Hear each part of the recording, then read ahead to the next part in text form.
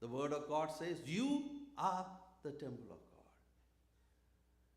And when you set apart yourself to be an holy instrument for your holy God, you will realize His glory in the midst of your crisis or challenging situation.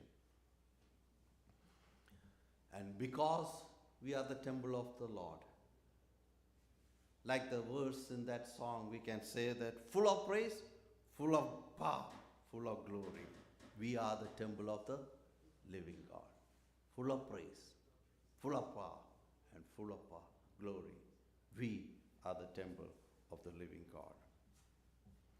And when we are worshiping our holy God from this temple, God will also reveal to us fresh revelations. And that's what we see in verse 10, where the psalmist is saying,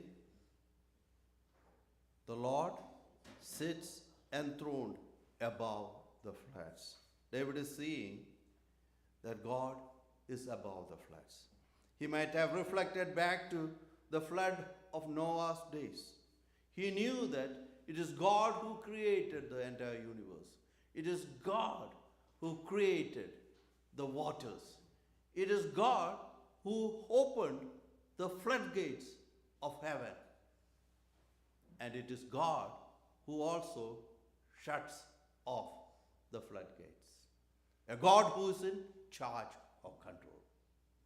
So, reflecting back on that, David is saying, the Lord is enthroned above the floods. Every flood that comes against you.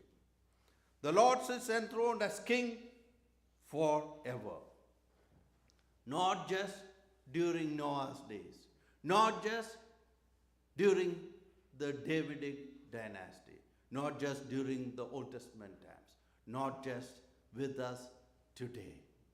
Not just with us for the next 5 years. Not just till you retire. He is going to be king and sovereign.